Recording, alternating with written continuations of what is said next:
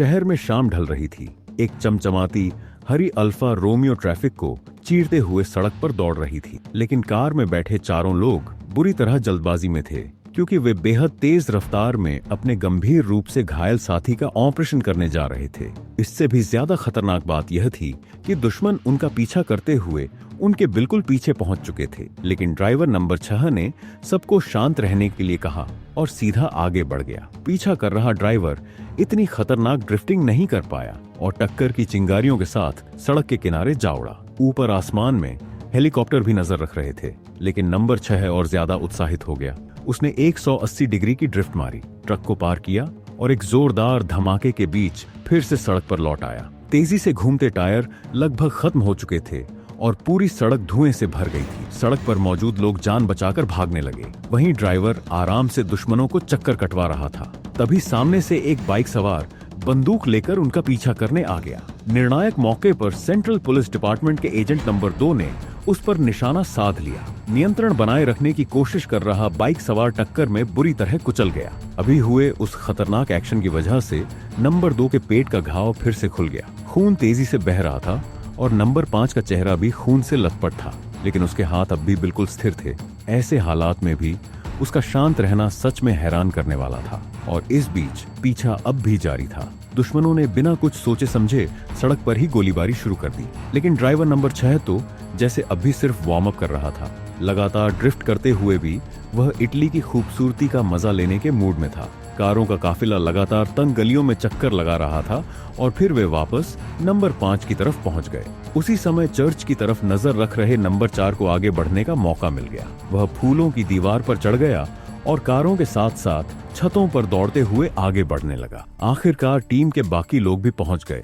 जैसे ही नंबर 4 नीचे उतरा, नंबर 5 के सहायक ने अपनी कमजोर हालत के बावजूद एक पत्थर फेंककर उसकी कार के पीछे वार किया। किसी ने भी नहीं सोचा था कि इस मिशन में इतनी जानें चली जाएंगी। शुरुआत में उनका काम सिर्फ बड़े आदमी के वकील को मनाकर उससे वह सीक्रेट मोबाइल फोन लेना था, लेकिन किसी ने नहीं सोचा था कि मामला गैंग की ताकत से जुड़ जाएगा। जैसे ही नंबर 2 ने वकील की आंखें निकाल लीं, बातचीत खत्म हो गई और मामला एक बड़े युद्ध में बदल गया। और वह आंख अब नंबर 1 के हाथ में थी। मोबाइल फोन अनलॉक होने के बाद अब उनके सामने सिर्फ एक ही काम बचा था, किसी तरह दुश्मनों के पीछा से बचकर निकलना। इसी दौरान नंबर 4 लगातार ड्रिफ्टिंग के बीच नंबर 3 से मिल चुका था, लेकिन बाकी साथी अब भी गोलियों की जद में थे। सड़क पर मौजूद कई लोग घायल हो चुके थे।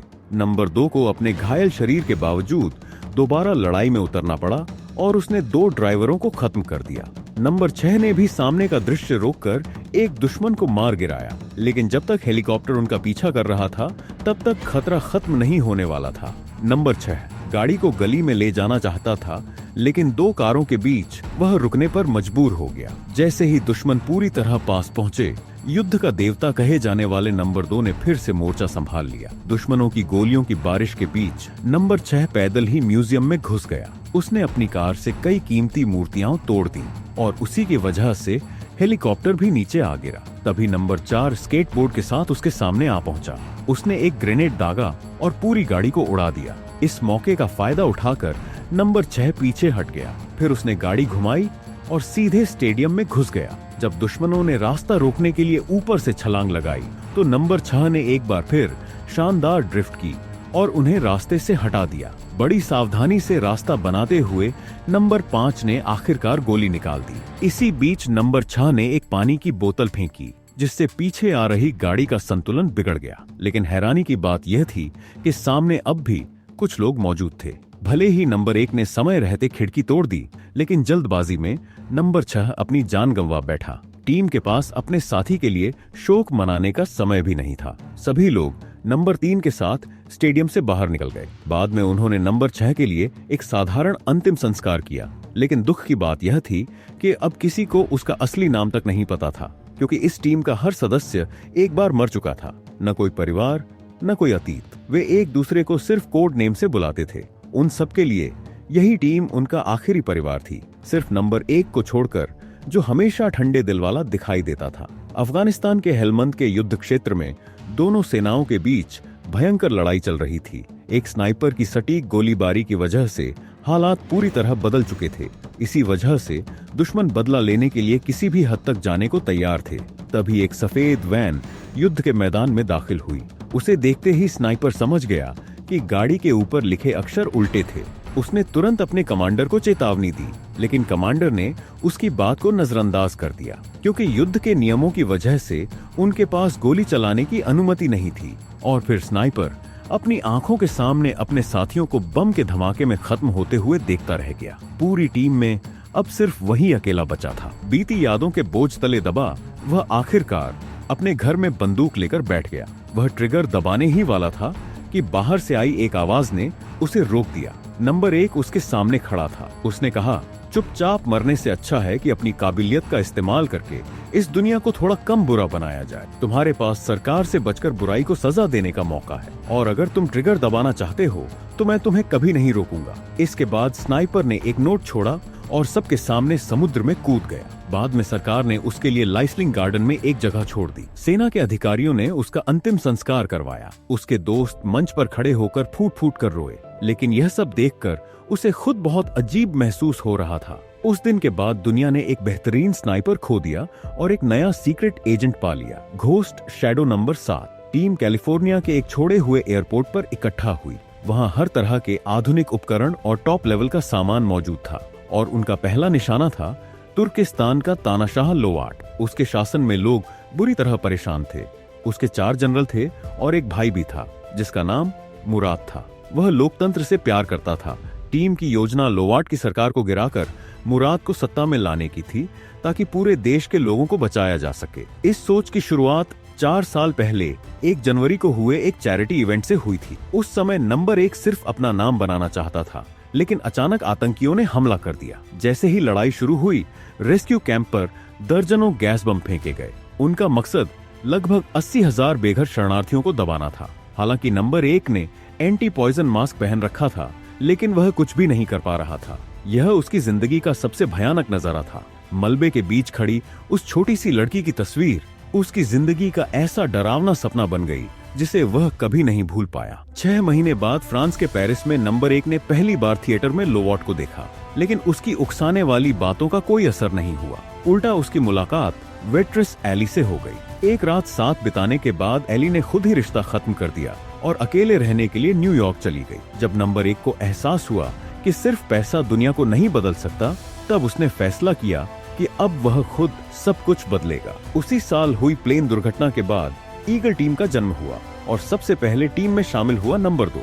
वह पहले CIA का एजेंट था, लेकिन भारी दबाव के कारण उसे खुद मुर्राद को गिरफ्तार करना पड़ा, क्योंकि तुर्किस्तान की मौजूदा हालत के पीछे अमेरिकी सरकार का समर्थन था। चारों तरफ से घिरी हुई कारों का काफिला रुकने पर मजबूर हो गया। मुर्राद की मदद के बावजूद नंबर 2 उसे वापस उसके भाई के पास ले गया, और यही वजह थी कि नंबर 2 इस टीम का हिस्सा बना। इटली में हुए मिशन के बाद नंबर 1 ने डिकोड किए गए मोबाइल फोन से चारों जनरलों की जानकारी हासिल कर ली। नंबर 3 ने जासूसी के जरिए पता लगाया कि उन्हें हथियारों की डील के लिए लास वेगास भेजा गया है, और उनमें से एक जनरल वही था जो मुर्राद की निगरानी करता था। ईगल टीम लास वेगास पहुंची ताकि स्थानीय निगरानी से बचा जा सके, इसलिए सभी को अपना भेष बदलना पड़ा। जासूसी के दौरान नंबर 1 को एक बड़ा राज पता चला। जिस चीज की डील होने वाली थी वह असल में अमेरिकी सैन्य प्रयोगों में इस्तेमाल होने वाली 2 टन सलाइन गैस थी। डील पूरी होने के बाद जनरल होटल में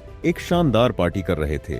उसी समय खिलाड़ी के भेष में मौजूद नंबर 2 और नंबर 3 मौत की घंटी बनकर वहां पहुंच गए। तीनों जनरल मौके पर ही मारे गए, जबकि आखिरी जनरल नंबर 1 के दबाव में हांगकांग की निहाई बिल्डिंग में मुराद के पास जाकर छिप गया। आखिरकार सभी जनरल मारे गए। इसके बाद नंबर 2 और नंबर 3 ने अपनी जीत का जश्न मनाया। अगले मिशन से पहले नंबर 3 अमेरिका के नेवादा राज्य में मौजूद एक नर्सिंग होम में अपनी माँ से मिलने गया। उसकी बूढ़ी माँ उसे पहचान नहीं पाई, लेकिन वह अब भी अपने बेटे से नाराज थी, क्योंकि वह एक हत्यारा था। पुराना नंबर 3 सच में ऐसा इंसान था जो किसी को मारते समय पलक तक नहीं झपकाता था, लेकिन एक मिशन के बाद उसने अपने शिकार की बेटी को देखा।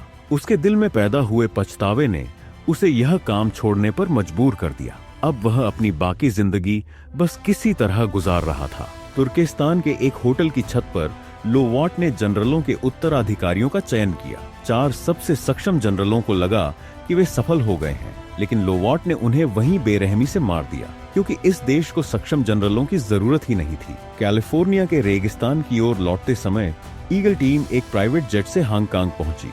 नंबर 1 और नंबर 4 का वह दृश्य कभी नहीं भूलने वाला था। उन्होंने यूक्रेन की एक ज्वेलरी शॉप से एक कीमती हार लूट लिया। सिक्योरिटी के पीछा करने पर टीम इमारत की छतों पर भागती रही। वे अलग अलग बिल्डिंग्स को पार करते हुए आखिरकार बच निकलने की कोशिश करने लगे, लेकिन गलती से गिरा हुआ लॉक नंबर 4 के लिए खतरा बन गया। चाहे वह कितनी भी मिन्नत करता रहा, बाकी लोग सिर्फ ज्वेलरी लेना चाहते थे। आखिरकार नंबर 4 नीचे गिर गया। वह एक इमारत की खिड़की से टकराकर नीचे वाली मंजिल में जा गिरा, लेकिन उसके साथी सिर्फ इस बात से खुश थे कि वे अमीर होने वाले हैं। जब नंबर 4 की आंख खुली तो वह बंधा हुआ था और उसके ऊपर बंदूक तनी हुई थी। वह नंबर 1 की धमकी से नहीं डरा, बल्कि उसे और आगे बढ़ने के लिए उकसाया। जैसे ही नंबर 1 ने ट्रिगर दबाया, नंबर 4 डर गया और पसीने से भीग गया, लेकिन गोली नहीं चली।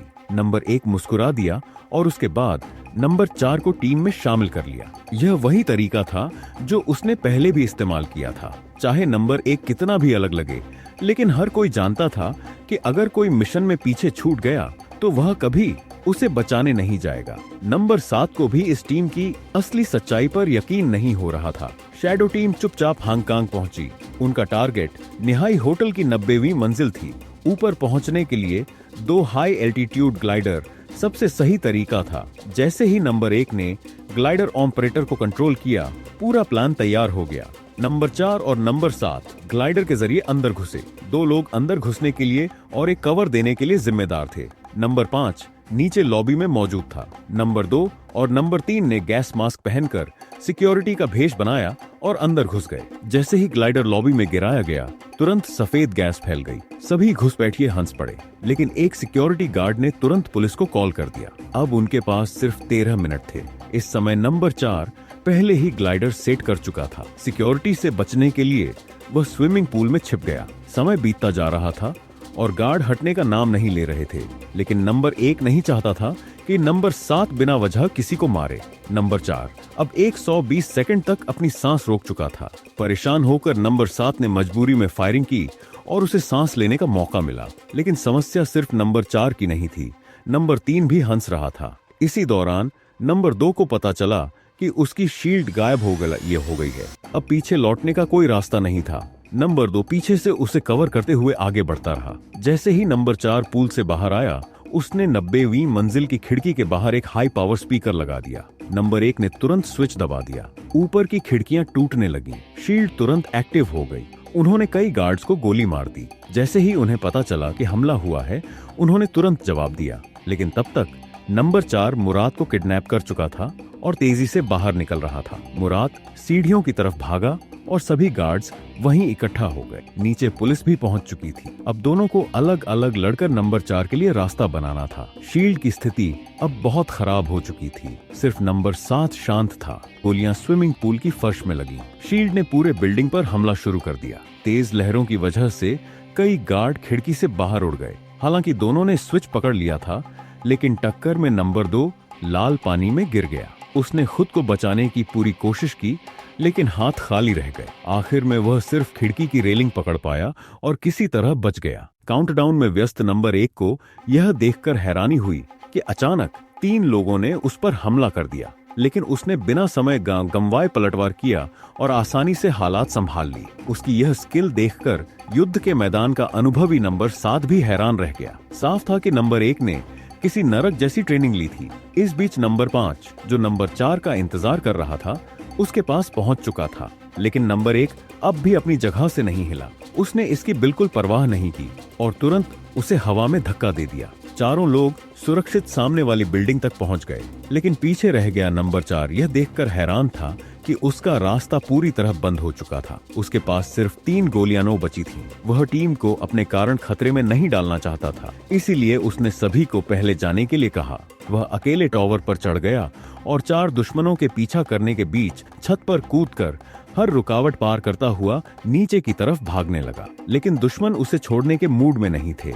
उन्होंने उस पर ग्रेनेड से हमला भी शुरू कर दिया। अब नंबर 4 के पास अपनी जान बचाने के लिए लड़ने के अलावा कोई रास्ता नहीं था। आखिरकार उसने एक दुश्मन को हवा में उछाल दिया। आसमान से गिरती लाशों ने नीचे मौजूद लोगों को डरा दिया, लेकिन नंबर 4 का असली इम्तिहान अभी बाकी था। जैसे ही वह स्टील की छत पर पहुंचा, उसे मजबूर होकर वापस कमरे की तरफ भागना पड़ा। भागते भागते वह कंस्ट्रक्शन साइट तक पहुंच गया और ग्रेनेड के धमाके से उछलकर दूर स्टील के खंभे से जा टकराया। लेकिन पीछा करने वालों ने हवा में लटकी स्टील बीमों के बीच भी ग्रेनेड फेंक दिए। भीषण धमाकों के बाद हजारों किलो वजनी स्टील के टुकड़े बारिश की तरह नीचे गिरने लगे। किस्मत अच्छी थी कि नंबर 4 इस हमले से बच गया, लेकिन नीचे टीम को लेने आई पुलिस कार बुरी तरह क्षतिग्रस्त हो गई। पीछे हो रहे धमाकों को आतिशबाजी की तरह देखकर नंबर 5 को नंबर 4 की चिंता होने लगी। उसी समय नंबर 4 को बंदूक की नोक पर धक्का देकर नीचे गिरा दिया गया। वह पैराशूट के जाल में फंसा हुआ संघर्ष कर रहा था।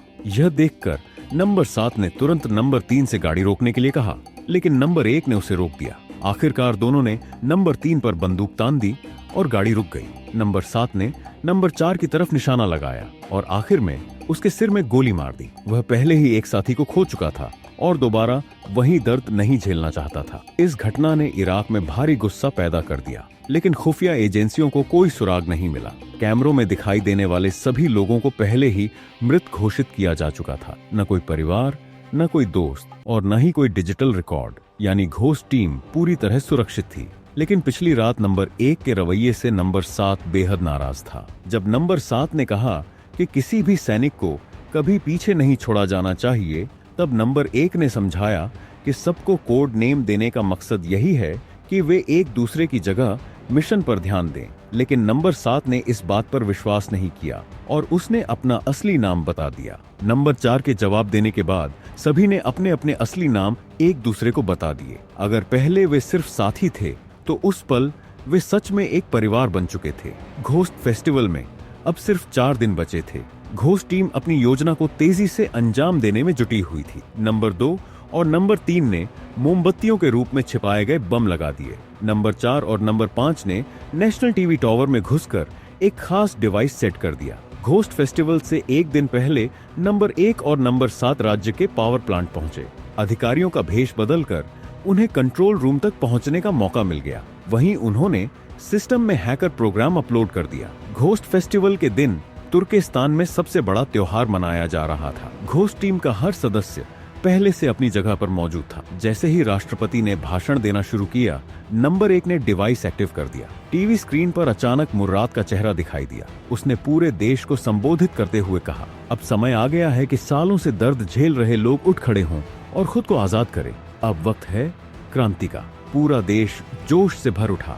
लोग सड़कों पर निकल आए। उन्होंने झंडे उठाए और क्रांति शुरू कर दी। सरकारी इमारत के सामने लगी मूर्तियां लगातार धमाकों के साथ गिरने लगी। इससे लोगों का गुस्सा और भी बढ़ गया। उधर राष्ट्रपति के दफ्तर में अफरा तफरी मच चुकी थी। अचानक बिजली चले जाने से सुरक्षा व्यवस्था भी ठप पड़ गई। मजबूर होकर रोर्क अपने प्राइवेट यॉट की तरफ भागा। उसके वीआईपी केबिन में पहले से कई लोग मौजूद थे। इस मौके का फायदा उठाकर मुराद मजदूर के भेष में सरकारी इमारत में घुस गया। रावाक ने दंगों को रोकने के लिए फाइटर जेट भेजने का आदेश दिया, लेकिन उसने साफ कहा कि रेत वाले इलाके में गैस बम तैयार रखे जाए और लॉन्च के आदेश का इंतजार किया जाए। सड़क पर जमा भीड़ को देखकर रोर्क ने सीधा लोगों को कुचलने का आदेश दे दिया। लगातार भागते लोगों को देखकर नंबर 3 बेचैन हो गया, लेकिन जो उसका पीछा कर रहा था उसे एक कार ने साइड से टक्कर मार दी। सौभाग्य से उसने समय पर खुद को संभाल लिया और गार्ड्स को खत्म कर दिया। उसी समय यॉट पर मौजूद लोग भी रोर्क के साथ बिखर गए। अब यॉट पर सिर्फ रिश्तेदार बचे थे, जो हथियारों से लैस होकर राष्ट्रपति की सुरक्षा में खड़े थे। नंबर 3 ने ब्रिज एक्टिव करने का आदेश दिया और यॉट उड़ने से पहले ही डेक पर कूद गया। उसी समय नंबर 1 टीम को एक स्पेशल ऑपरेशन के लिए लीड कर रहा था। उनके पास सिरेमिक प्लास्टिक की गन और केवलर बुलेट प्रूफ गियर था। नंबर 4 और रिमोट कंट्रोल वाली फिश के साथ टीम समुद्र में उतर गई। अब फाइनल लड़ाई शुरू होने वाली थी। नंबर 3 ने सबसे पहले कैप्टन रूम पर कंट्रोल ले लिया और दुश्मनों को अलर्ट होने का मौका नहीं दिया। नंबर 4 ने कम्युनिकेशन लाइन काट दी। नंबर 2 पहले से ही यॉट में छिपा था और उसने साइड डोर खोल दिया। टीम आसानी से यॉट के अंदर घुस गई। रॉक ने सेफ रूम से आदेश दिया कि अस्पताल, स्कूल और युवाओं पर हमला किया जाए और अकेले ऑपरेशन को अंजाम दिया जाए। लेकिन इससे पहले कि हमला शुरू होता, मुराद ऑफिस में घुस गया और कम्युनिकेशन लाइन काट दी। उसने सबको उसके साथ जुड़कर देश में शांति लाने की अपील की। जैसे ही फिश यॉट के चारों तरफ पहुंची, नंबर 1 ने पावर रूम में पूरा सेटअप तैयार कर लिया था। नंबर 2 ने सेफ रूम का बैकडोर खोज लिया, लेकिन ऑपरेशन शुरू करते ही नंबर 1 का मोबाइल नीचे गिर गया। उसे वहीं रुककर फोन ठीक करना पड़ा। इसी दौरान एक गार्ड अचानक बाहर निकलते हुए सामने आ गया, लेकिन नंबर 3 बिल्कुल नहीं घबराया, क्योंकि नंबर 2 को लोगों को बचाने में महारत थी। दोनों ने मिलकर 4 गार्ड्स को तुरंत खत्म कर दिया, और यह सिर्फ शुरुआत थी। नंबर 7 तेजी से नंबर 1 का फोन ठीक कर रहा था। चाहे कितने भी दुश्मन हो, वह कंट्रोल बनाए हुए था। नंबर 1 भी पीछे हटने वाला नहीं था। उसने भागने की कोई कोशिश नहीं की। जैसे ही मोबाइल प्रोग्राम शुरू हुआ, सभी सैनिकों ने सिलिकॉन कप को दीवार पर चिपका दिया और फिर ग्रेनेड का इस्तेमाल हुआ। यही वजह थी कि ईगल टीम इतनी खतरनाक थी। नंबर 1 ने अपनी टेक्नोलॉजी और पैसे का इस्तेमाल करके पूरे यॉट को एक बड़े चीनी मिट्टी जैसे ढांचे में बदल दिया।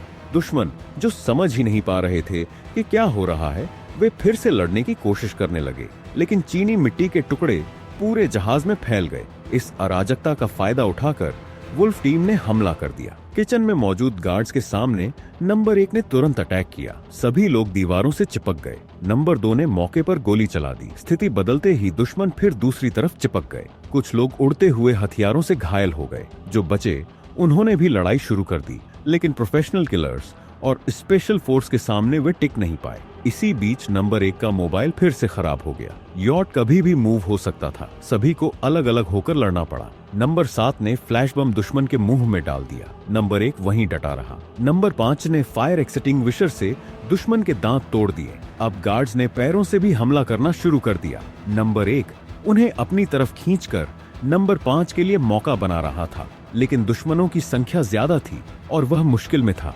तभी टॉर्पीडो अचानक फट पड़े। यॉट आग के समुद्र में बदल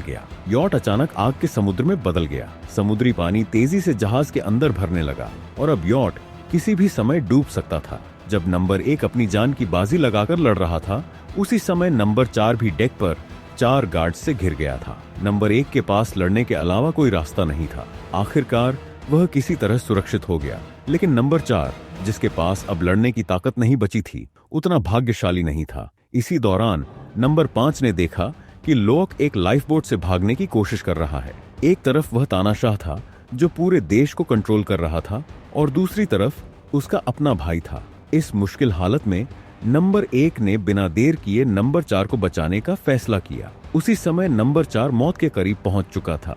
लोक यॉट छोड़ चुका था। निर्णायक पल में नंबर 1 समय पर पहुंचा और गार्ड्स को खत्म कर दिया। समुद्र किनारे खड़े तुर्किस्तान के लोगों ने राष्ट्रपति के पतन को अपनी आंखों से देखा। कुछ ही देर में लाइफ बोट का पता चल गया। लोक विमान पर चढ़ गया और अपने भाई तक पहुंच गया। उसके साथ घोस्ट टीम का एक सदस्य भी था। सत्ता बदलना तय था और इसके साथ अराजकता भी आने वाली थी, लेकिन लोगों के अंदर अभी भी उम्मीद बाकी थी। हार चुका लोक अब सिर्फ अपनी जिंदगी जीना चाहता था, लेकिन नंबर 1 ने उसे चैन से जीने नहीं दिया। उसने जीत का जश्न मना रहे लोगों के सामने उसे एक तरह से सौंप दिया। भीड़ तुरंत वहां पहुंच गई।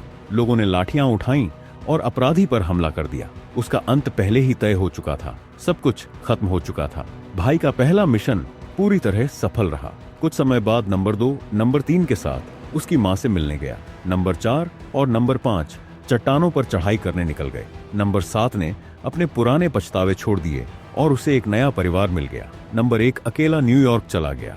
कई साल बाद वह फिर से अली से मिला, लेकिन उसे पता चला कि अली के पास एक बच्चा है। नंबर 1 थोड़ी देर के लिए निराश हुआ, लेकिन फिर उसने देखा कि बच्चा काफी हद तक उसी जैसा दिखता है।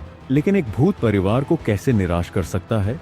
उसने सिर्फ अपनी संपत्ति ट्रांसफर करने की वसीयत छोड़ दी। घोस्ट का मिशन अभी पूरा नहीं हुआ था। तो दोस्तों, यही थी 6 अंडरग्राउंड की पूरी कहानी।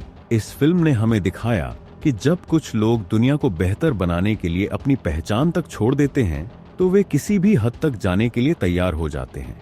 वन और उसकी टीम ने मिलकर एक ऐसे खतरनाक तानाशाह का सामना किया जिसने लाखों लोगों की जिंदगी को खतरे में डाल दिया था। लेकिन अपनी हिम्मत, रणनीति और एकजुटता के दम पर उन्होंने नामुमकिन को भी मुमकिन कर दिखाया। आपको इस फिल्म का सबसे शानदार एक्शन सीन कौन सा लगा? हमें कमेंट करके जरूर बताइए। और अगर आपको यह मूवी एक्सप्लेनेशन पसंद आया हो तो वीडियो को लाइक करें, शेयर करें और हमारे चैनल VS मूवी रिकैप्स को सब्सक्राइब करना बिल्कुल न भूलें। ऐसी ही धमाकेदार हॉलीवुड और बॉलीवुड मूवी एक्सप्लेनेशंस के लिए हमारे साथ जुड़े रहिए। मिलते हैं अगली वीडियो में, तब तक के लिए बाय बाय।